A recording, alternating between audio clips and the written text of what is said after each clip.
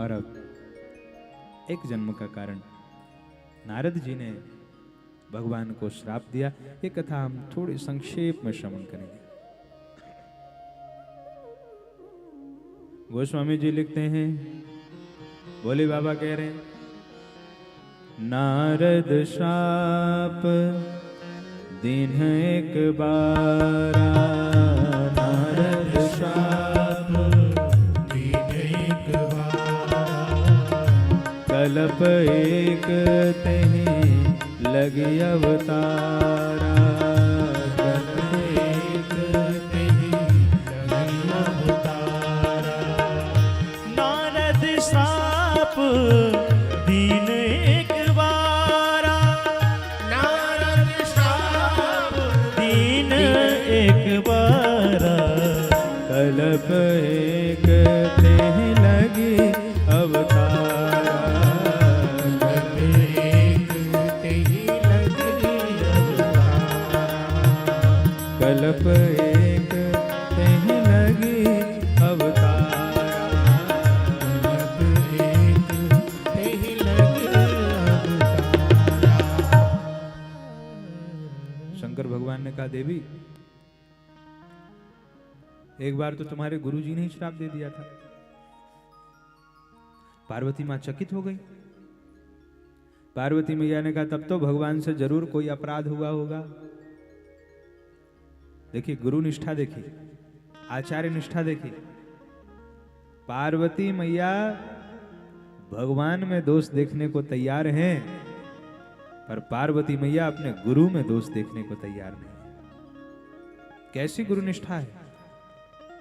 कारण कवन श्राप मुनि दीन्हा, क्या कारण था और का अपराध रमापति कीन्हा। कोई तो अपराध हुआ होगा भगवान विष्णु से।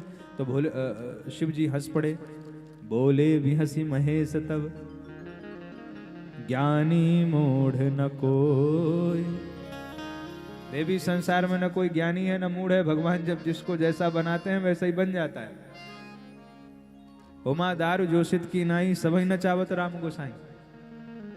भगवान जब जिसको जैसा नचाते हैं वैसा ही नाचता है। पार्वती जी ने कहा, यह प्रसंग हमें विस्तार से सुनाइए। तो शंकर भगवान कहते हैं, एक बार नारद जी हिमालय पर्वत पर गए और वहां उन्होंने समाधि लगाई। देवराज इंद्र ने कामदेव को भेजा। कामदेव की कोई कला का प्रभाव नारद जी के ऊपर नहीं पड़ा। काम कला कछु मुनि ही न व्यापी। जब कामदेव की किसी कला का प्रभाव नारद जी के ऊपर नहीं पड़ा, और जब ये बहुत बड़ी बात है, काम ने अच्छे अच्छों को हराया है, नारद जी को नहीं हरा पाया। क्यों नहीं हरा पाया? सीम की चाप सकई को उतासु, बड़ रखवार रमापति जासु। भगवान राम जिसकी रक्षा करें, भला कौन उसका बिगाड़ सकता है। नारद जी समाधि में राम का दर्शन कर रहे हैं, और जो राम का दर्शन कर रहा है वो काम से प्रभावित होगा। जैसे आपने 56 भोग पा लिया हो और उसके बाद आपके सामने गुड़ डलिया में लेके दिया जाए, महाराज गुड़ पाओगे आप? अब गुड़ में किसको स्वाद आएगा? जब 56 भोग पा चुके हैं तो गुड़ में क्या स्वाद आएगा? इसका यह मतलब तो नहीं कि हमने स्वाद को जीत लिया। इसका यह मतलब है कि पहले से ही 56 भोग पाए बैठे हैं तो गुड़ में स्वाद नहीं आ रहा है। तो जो समाधि में राम का दर्शन कर रहा हो वो काम से प्रभावित होगा। पर नारद जी इस बात को समझ नहीं पाए और कामदेव ने नारद जी की प्रशंसा करी, जिससे नारद जी के हृदय में अभिमान हो गया। और माताओं, ये बड़ा आश्चर्य होता है इस प्रसंग को हम जब जब पढ़ते हैं। संसार के सबसे पवित्रतम जगह नारद जी गए थे तपस्या करने, और लेके क्या लौटे? अहंकार। इसका अर्थ यही है कि अगर मन पर नियंत्रण नहीं रखा तो संसार के सबसे पवित्रतम जगह जाकर के भी हम अहंकार ही लेकर के आएंगे। तब नारद गवने शिव पाही, जिता काम अहमिति मन माही। अहंकार आ गया। अच्छा, ये अहंकार आया क्यों? क्योंकि कामदेव ने प्रशंसा कर दी थी। ज्यादा प्रशंसा सुनने से भी कभी कभी अभिमान हो जाता है। हम लोग सुंदरकांड पढ़ते हैं, भगवान राम हनुमान जी की कितनी प्रशंसा करते हैं, पर जब भगवान राम हनुमान जी की प्रशंसा करते हैं तो हनुमान जी उस प्रशंसा को लेते कैसे हैं, ये महत्वपूर्ण है। भगवान राम कह रहे हैं, सुन सुत तो ही उर्ण में नाही, देख्यों करी विचार मन माही। हे बेटा, मैं तेरे ऋण से कभी उर्ण नहीं हो सकता। तो हनुमान जी ने जब इस प्रशंसा को सुना, हनुमान जी ने क्या किया? सुनि प्रभु बचन बिलो की मुख, गात हरस हनुमंत। चरण पर प्रेमाकुल, त्राहि त्राहि भगवन। हनुमान जी ने जब अपनी प्रशंसा सुनी तो त्राहि त्राहि करने लगे। हे प्रभु मेरी रक्षा कीजिए, हे प्रभु मेरी रक्षा कीजिए। भगवान ने कहा, जब लंका गए थे तब तो एक बार भी त्राहि त्राहि नहीं किया, और यहां जब सब अपने लोग हैं तो कह रहे हो बचाओ बचाओ, किससे बचाओ? हनुमान जी ने कहा, प्रभु लंका में खतरा नहीं था, खतरा यही है। भगवान ने कहा, यहां खतरा है, किससे? हनुमान जी कहते हैं, आपसे। भगवान ने कहा, मुझसे क्या खतरा है भाई? हनुमान जी कहते हैं, आप प्रशंसा कर रहे हो। अरे जब समान संसारिक लोग प्रशंसा करते हैं तो अभिमान हो ही जाता है। यद्यपि हो सकता है उनकी प्रशंसा में कपट भी हो, चाटुकारिता भी हो। भाई आजकल लोग चाटुकारिता भी तो बहुत करते हैं, तो सांसारिक लोगों की प्रशंसा में तो ये सब हो सकता है, पर भगवान जब किसी की प्रशंसा करेंगे तो भगवान कभी किसी की झूठी प्रशंसा नहीं करेंगे। भगवान जब करेंगे सच्ची प्रशंसा करेंगे। हनुमान जी ने कहा, प्रभु जब झूठी प्रशंसा सुनने से अभिमान हो जाता है तो सच्ची प्रशंसा सुनूंगा तो पक्का ही अभिमान होगा। अगर मुझे अभिमान होगा तो मेरा पतन होगा, मेरा पतन होगा तो मैं गिरूंगा। और हनुमान जी पहले से ही पांव पकड़ के बैठे हैं कि अगर गिरना है तो आपके चरणों से सुंदर कोई जगह नहीं हो सकती। गिरना है तो चरणों में गिरूंगा। इसलिए बार बार प्रभु चहीं उठावा, प्रेम मगन तही उठब न भावा। ये प्रशंसा का स्वरूप है। नारद जी नहीं समझे, अभिमान हुआ, भगवान शिव के पास गए। भगवान शिव ने भी समझाया है, यद्यपि कहा सुनो, तो भगवान विष्णु के भक्त हो, उनसे मत कहना जाके कि हमको तो काम कथा सुनाए हो, उनको मत सुनाना। तो नारद जी को लगा कि शंकर भगवान को मुझसे ईर्ष्या हो रही है। एक दिन पहुंचे, बड़ी सुंदर कथा है पर समय अभाव है, हम लोगों को जन्म उत्सव मनाना है। एक बार करतल वर वीणा, गावत हरिगुण गान प्रवीणा। क्षीर सिंधु गवने मुनिनाथा। तो भगवान विष्णु दौड़ करके आए, उनका स्वागत किया, अपने साथ आसन पर बैठाया और कहा, बड़े दिनों बाद कृपा करी आपने, कहां थे इतने दिनों से? नारद जी ने पूरी काम कथा सुना दी। भगवान विष्णु ने एक माया करी, 100 योजन का एक नगर बना दिया। नारद जी जब लौटे, बड़ा सुंदर नगर था, और उस नगर के राजा का नाम है शील निधि, और उनकी एक कन्या है, उसका नाम है उनका नाम था श्रीमती। पर वो इतनी सुंदर थी कि सब लोग उनको विश्व मोहिनी कह के बुलाते थे। अब नारद जी गए, नारद जी को उसी कन्या को देखा, उसी में आसक्त हो गए। नारद जी को लगा अब सुंदरता मिल जाए तो ये कन्या मुझे मिल जाए, सुंदरता किससे मांगने जाऊं? तो नारद जी के मन में आया कि भगवान राम के पास जाऊंगा, वे ही सुंदरता भी देंगे और वो ही कल्याण करेंगे। तो नारद जी भगवान विष्णु के पास में आए और भगवान विष्णु से कहा, आपन रूप देहु प्रभु मोहि, आपन रूप देहु प्रभु मोहि, आन भांति नहीं पावोहि, आन भांति नहीं पावोहि, आपन रूप। अपना रूप दे दीजिए। भगवान ने कहा, क्यों? हमको विवाह करना है। तो भगवान विष्णु ने कहा विवाह तुम करोगे और रूप हम अपना दें? बड़ी विलक्षण मांग है भाई तुम्हारी। भाई विवाह में आपने किसी को गाड़ी मांगते सुना होगा, किसी को कपड़े मांगते सुना होगा, रूप मांगते किसी को सुना है? नारद जी कह रहे हैं विवाह मैं करूंगा, रूप आप दे दो।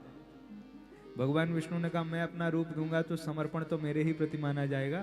नारद जी ने कहा चुप रहिए, आप हमको अपना रूप दीजिए, समय नहीं हमारे पास। अब बहू को लेके आएंगे तो इकट्ठे बातचीत करेंगे, आशीर्वाद दीजिएगा।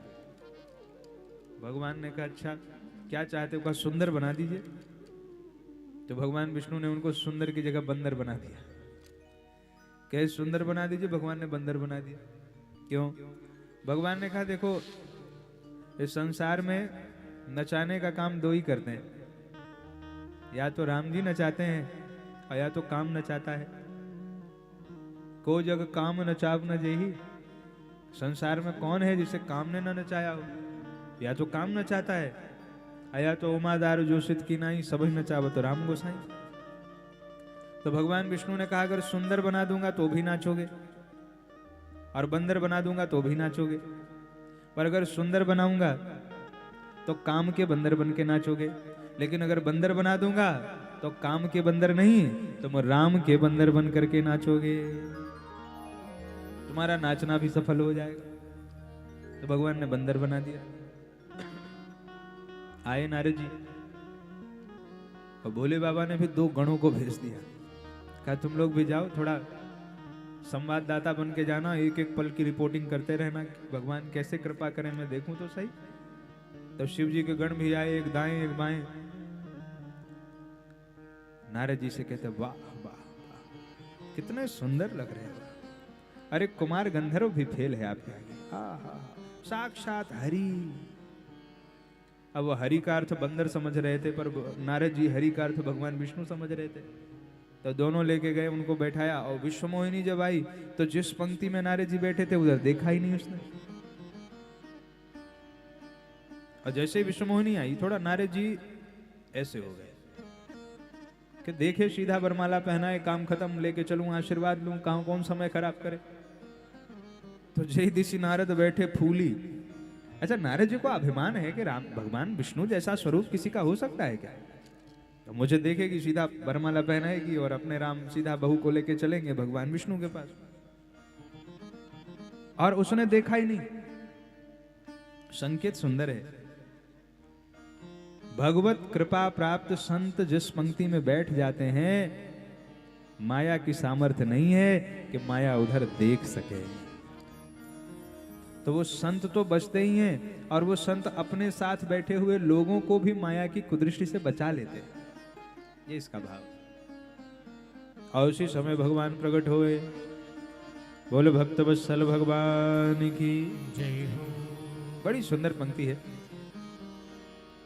दुल्हन ले गए लक्ष्मी निवासा, दुल्हन ले गए लक्ष्मी निवासा, दुल्हन ले गए लक्ष्मी निवासा, दुल्हन ले गए लक्ष्मी निवासा। नृप समाज सब भयउ निराशा, नृप समाज सब भयउ निराशा, नृप समाज सब भयउ निराशा, नृप समाज सब भयउ निराशा। भगवान राजकुमार के रूप में प्रकट हुए और भगवान की माया ने भगवान के गले में वरमाला पहना दी। बोल लक्ष्मी नारायण भगवान की जय हो। और भगवान हो गए अंतर्ध्यान। नारद जी ने खरे ये क्या हो गया? तो शिव जी के गण जो थे कहते हे बाबा अपना मुंह तो देखो, जाके शीशे में दर्पण में देखो, निज मुख मुकुर बिलोक। किसी को दर्पण दिखाने से पहले 100 बार सोचना चाहिए। भाई अगर नारद जी का भला चाहते तो पहले ही कह देते। अब सारा खेल हो गया तो कह रहे मुंह देख लो अपना। तो नारद जी ने देखा जल में मरकट बदन भयंकर देह। तो नारद जी झुंझला गए और दोबारा हाथ फेरा तो उनको उनका वास्तविक रूप मिल गया, जैसे थे वैसे। पर नारद जी को इतना क्रोध आया और शिव जी के दोनों गण भागे। कहा भागो। भागते हुए शिव जी के गणों को श्राप दिया है नारद जी। अरे बेचारे दूर पहुंच गए थे। हो निशाचर जाय तुम कपटी पापी दो।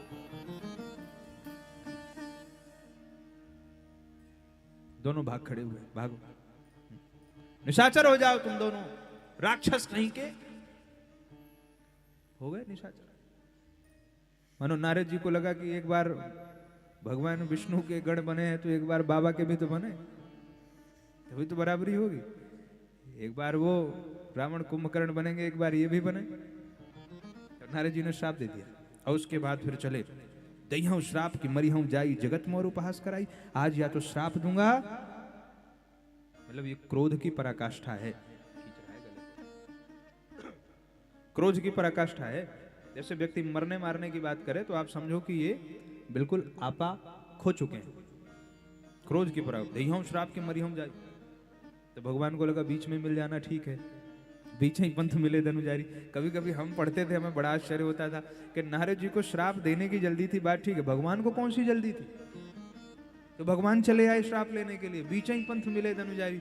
अरे भगवान वहां रहते बैकुंठ में, तब तक बाबा पहुंचते, उनका और क्रोध शांत हो जाता। पर भगवान आए। क्यों आए? भगवान इसलिए आए कि भगवान को लगा मेरा भक्त रास्ता भटक गया है। गलत हाईवे पकड़ लिया नारद जी ने। ये जो सड़क है ये बैकुंठ लेके नहीं जाती, तो काम क्रोध मद लोभ सब नाथ नरक के पंथ, ये बैकुंठ का रास्ता नहीं है। भगवान को लगा नारद जी रास्ता भटक गए हैं, तो मैं स्वयं अपने भक्त को रास्ता दिखाने के लिए आऊंगा। इसलिए भगवान मध्य में प्रकट हो गए। बीच ही पंथ मिले धनुजारी। अब प्रकट ही नहीं हुए, केवल प्रकट होते ना तो बात ठीक थी। भगवान कहते बाबा कहाँ चले, क्या हुआ? मैंने सब कुछ कराने के बाद कह रहे हैं क्या हुआ, कहाँ जा रहे हो? अरे नारद जी ने कहा आज बताऊंगा क्या हुआ। बहुत दिनों से सोच के बैठा था, मथत सिंधु रुद्र ही बौरायो, सुरन प्रेर विस्पान करायो। बहुत दिनों से मेरे मन में थी, मैंने आपको कभी कहा नहीं। समुद्र मंथन हुआ तो भोले भाले भोले बाबा को विष पिला दिया, दैत्यों को मदिरा पिला दिया, देवताओं को अमृत पिलाया, और स्वयं कौस्तुभ मणि ले ली, स्वयं लक्ष्मी जी को ले लिया। आपको कोई बराबरी का मिला नहीं, इसीलिए आप परम स्वतंत्र थे। आज मैं आपको श्राप दूंगा। बंचो मोहि जवन धरि देहा सोई तनु धरहु। पहला श्राप, जो मानव शरीर धारण करके आपने मुझे ठगा है, आपको वही मानव शरीर धारण करना पड़ेगा। दूसरा श्राप, कपि आकृत तुम कीन हमारी, तो करिए की सहाय तुम्हारी। आपने मुझे बंदर के समान बना दिया, यही बंदर आपकी सहायता करेंगे। तीसरा श्राप, मम अपकार कीन तुम भारी, और नारी विरह तुम होब दुखारी।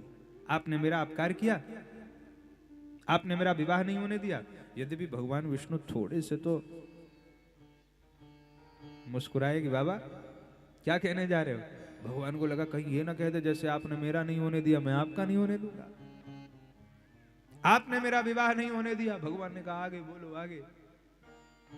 बोले आप नारी के विरह में दुखी हो गए। तो भगवान ने कहा चलो विवाह तो हो जाएगा, कम से कम हो लेंगे दुखी, कोई चिंता की बात नहीं। 3 श्राप नारद जी ने भगवान को दिए, और भगवान ने श्राप को शीश पर धारण किया। श्राप शीश धरी, और भगवान विष्णु ने यह प्रमाणित किया कि नारद जी आप कह रहे हो मैं परम स्वतंत्र हूं, अगर मैं परम स्वतंत्र होता तो तुम्हारे श्राप को मैं अपने शीश पर धारण नहीं करता। अहम भक्त पराधीन, मैं अपने भक्त के अधीन हूं। और भगवान ने अपनी माया दूर हटाई। अब वहां न रमा है न राजकुमारी है, तो नारद जी चरणों में गिर पड़े, क्षमा मांगी। और बड़ों का स्वभाव होता है कि बड़े क्षमा कर देते हैं। केवल क्षमा नहीं किया भगवान ने यह भी कह दिया कि सब मेरी इच्छा से हुआ है। बताओ कितने कृपालु हैं भगवान। मैंने दोष नारद जी का और ले लिया भगवान ने अपने ऊपर, कह दिया मम इच्छा कह दीन दयाला, सब मेरी इच्छा से हुआ है। तो नारद जी ने कहा मैं क्या करूं? तो शंकर भगवान ने कहा जाओ शिव पुराण तुम सुनो।